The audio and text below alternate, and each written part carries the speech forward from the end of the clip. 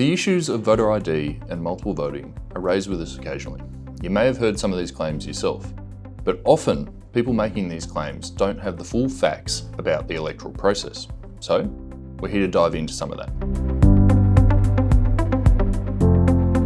First off, voter ID. But before we get into that, it's important to know that identification is actually required at the point of enrolment.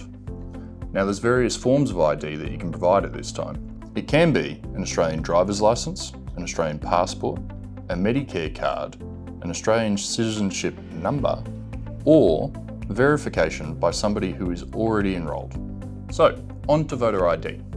As it stands at the moment, we do not have voter identification requirements at the time of voting here in Australia.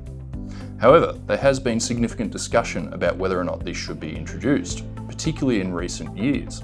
Prior to the last federal election in 2022, there was a significant parliamentary discussion on the matter. Ultimately though, legislation wasn't changed. There's arguments for and against it, obviously. The arguments for it generally do circle around the issue of multiple voting. Arguments against it circle around the fact that there may be some people in particular communities who might not have the appropriate form of identification. So it's potentially an accessibility issue. We're talking about people in remote communities, perhaps the elderly, people experiencing homelessness, and others.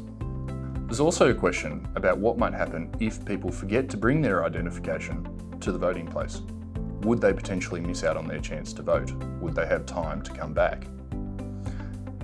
There are some experiences overseas with countries that either do or have recently introduced voter identification laws. However, some of those experiences don't always translate to Australia. Australia is relatively unique in that we have a compulsory voting system, so it's a whole new set of circumstances and considerations. Put simply, there is no evidence to suggest that the level of multiple voting is common in any way. How do we know this? Well, when you go to vote, you'll have experience of either being marked off one of those big paper electoral rolls or one of our electronic certified lists. These lists get cross-referenced against each other to identify people who potentially haven't voted and might receive a non-voter fine, or people who have multiple marks against their name. If somebody votes more than once under their own name, or potentially votes in somebody else's name, in a compulsory system like Australia, those multiple marks will be picked up. Election after election, those numbers remain small.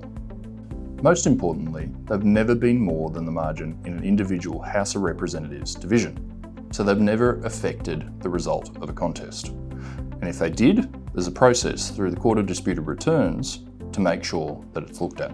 Typically what we find when we look into these matters is that there isn't anything nefarious going on. It's typically people who are confused about the voting process, or potentially new to Australia, or the elderly. So what protections are in place?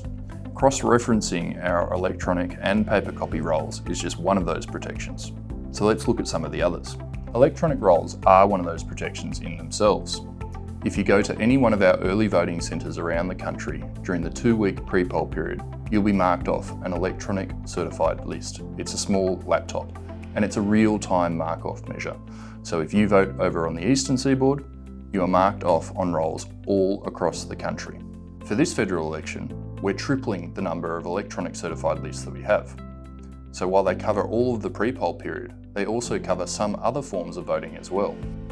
That can be mobile voting teams, and it can also be a number of voting centres on polling day itself. Declaration votes is also another measure.